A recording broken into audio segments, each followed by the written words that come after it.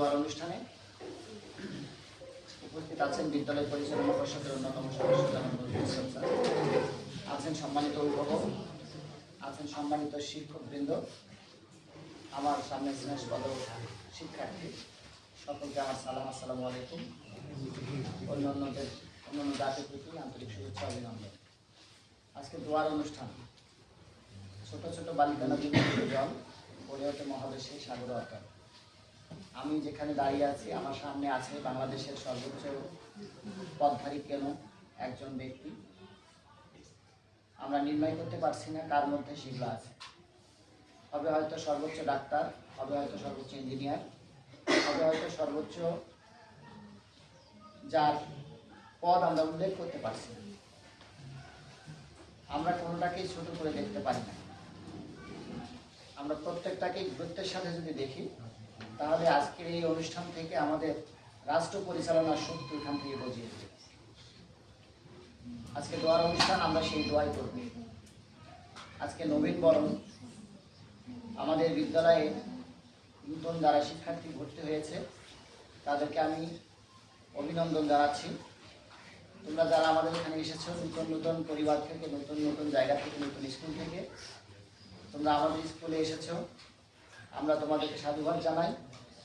আমি তোমাদের উদ্দেশ্যে বলি যে আমাদের স্কুলের নিয়ম কানুন তোমরা মেনে চলবে। আর যারা পূর্বের আছে আমাদের শিক্ষার্থী, তাদের উদ্দেশ্যে বলি যে নতুনদের শেখানোর সুযোগ দিবে। তাদের প্রতি আমাদের সকলের ভালো আচরণ করা কর্তব্য। আজকে আমরা এখানে পুরস্কার বিতরণ করব। যারা ষষ্ঠ শ্রেণী থেকে দশম শ্রেণী পর্যন্ত ক্লাস পরিবর্তন করে উত্তীর্ণ হয়েছে, তাদের মধ্যে মেধা তালিকায় যারা হয়েছে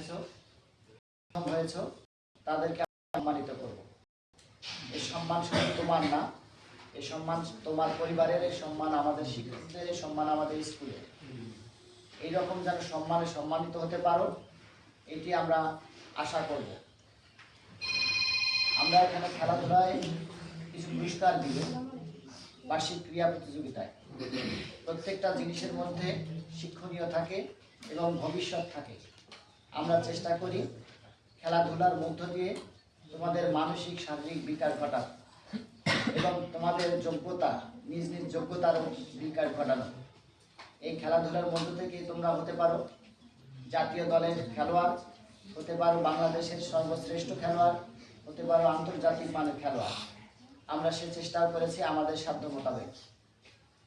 আমি বিদায়ীদের উদ্দেশ্যে বলছি যে তুমি যেদিন এসেছিলে ভাবে, কেঁদেছিল সবে, কেঁদেছিলে তুমি, হেসেছিল সবে।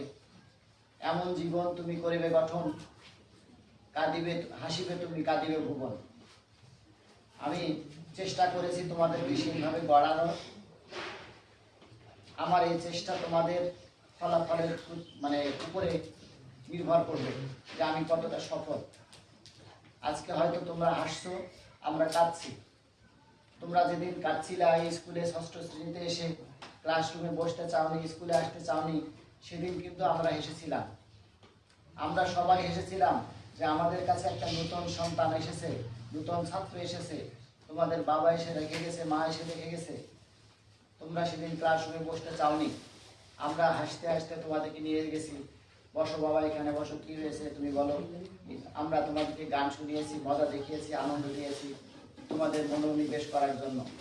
আজকে তোমরা চলে যাচ্ছ আনন্দ নিয়ে, আমরা কিন্তু কষ্ট পাচ্ছি, আমরা বেদনায়